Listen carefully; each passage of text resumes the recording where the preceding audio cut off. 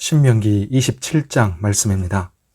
모세와 이스라엘 장로들이 백성에게 명령하여 이르되 내가 오늘 너희에게 명령하는 이 명령을 너희는 다 지킬지니라.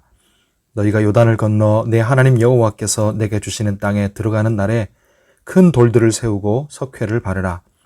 요단을 건넌 후에 이 율법의 모든 말씀을 그 위에 기록하라. 그리하면 내 하나님 여호와께서 내게 주시는 땅 곧 젖과 꿀이 흐르는 땅에 네가 들어가기를 내 조상들의 하나님 여호와께서 내게 말씀하신 대로 하리라. 너희가 요단을 건너거든 내가 오늘 너희에게 명령하는 이 돌들을 에발산에 세우고 그 위에 석회를 바를 것이며 또 거기서 내 하나님 여호와를 위하여 제단 곧 돌단을 쌓되 그것에 쇠 연장을 대지 말지니라.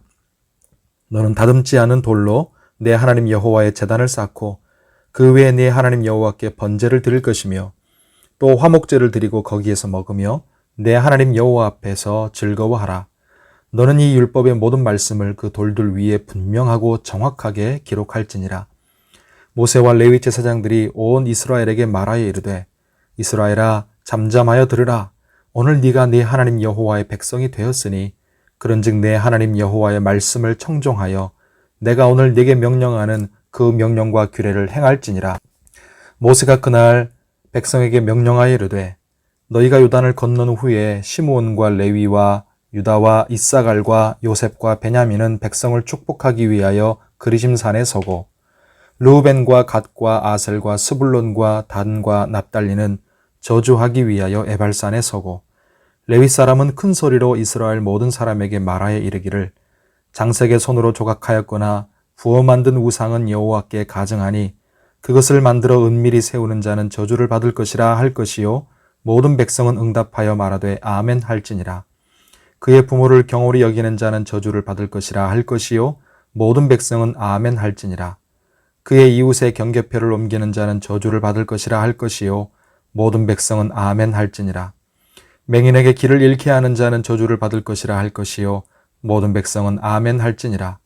객이나 고아나 과부의 송사를 억울하게 하는 자는 저주를 받을 것이라 할 것이요 모든 백성은 아멘 할지니라.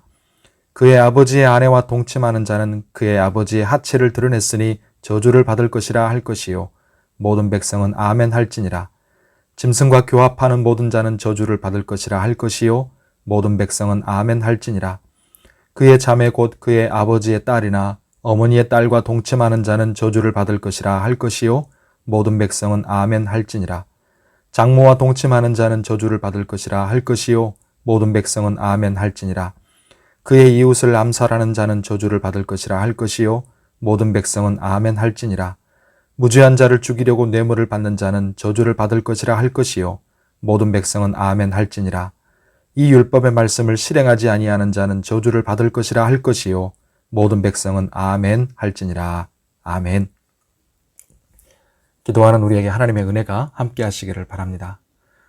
지금까지 언약의 여러 가지 내용과 규정들을 선포했는데 이제 남은 것이 있습니다. 바로 언약의 내용을 기록하는 절차와 하나님과 실제로 언약을 맺는 절차입니다. 그래서 하나님은 모든 언약의 내용들을 기록하라 하고 명령하시고 그런 다음에 단을 세우라고 명하십니다. 이제 이스라엘 백성은 하나님께 단을 쌓고 예배를 드림으로써 하나님과의 언약을 확정하게 됩니다. 9절 10절에 보면 이 언약으로 이스라엘은 하나님이 책임져 주시는 하나님의 백성이 된 것이고 그들은 하나님의 말씀을 지켜 행하기로 서약하는 것이죠. 그런데 이 9절 10절을 자세히 주의해서 볼 것이 있습니다. 9절 끝에 내 하나님 여호와의 백성이 되었으니 이렇게 완료된 것으로 말씀한 후에 그 다음에 10절의 명령을 행하라고 이어집니다. 하나님의 백성이 되었으니 말씀을 지키라 이런 말이죠. 무슨 의미입니까? 하나님 백성이 되기 위해서 법을 지키는 것이 아니라 이미 하나님의 백성이기 때문에 법을 지키는 것입니다. 성도 여러분, 이것이 정말 중요합니다. 예수님이 마태복음 5장부터 7장까지 그 산상수훈에서 천국 즉 하나님 나라의 법을 말씀하신 것도 마찬가지입니다. 노하지 않고 간음하지 않고 비판하지 않고 원수를 사랑하고 구제하고 기도하면 구원받거나 천국이 주어지는 게 아니라 믿음으로 구원받고 천국을 얻은 자이기에 노하거나 간음하지 않고 구제하고 기도하고 사랑하는 것입니다. 믿음과 율법의 관계가 바로 그렇습니다. 율법을 지켜야 구원받는 게 아니라 믿음으로 구원받았기에 율법을 지키는 것입니다. 그 다음에 하나님은 12절 13절에 나중에 요단강을 건넌 후에 이스라엘 12지파를 둘로 나누어서 각각 그리심산과 에발산에 서게 하라 하십니다. 거기서 레위 사람이 큰 소리로 율법을 선포하고 이스라엘 백성은 응답해야 했습니다. 실제로 여호수아 8장에서 이렇게 시행을 합니다. 그리고 이제 15절부터 시작해서 28장 전체 이르기까지가 율법의 축복과 저주의 내용입니다.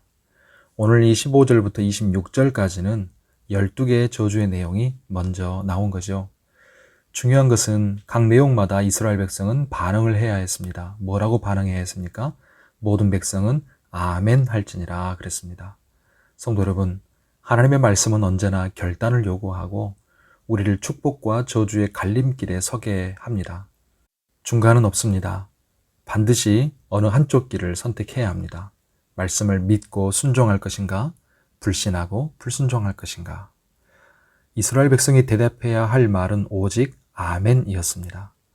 마찬가지로 우리도 동일하게 하나님의 말씀 앞에 우리 입술로 또 우리 행동으로 아멘하며 대답하고 반응하기를 바랍니다.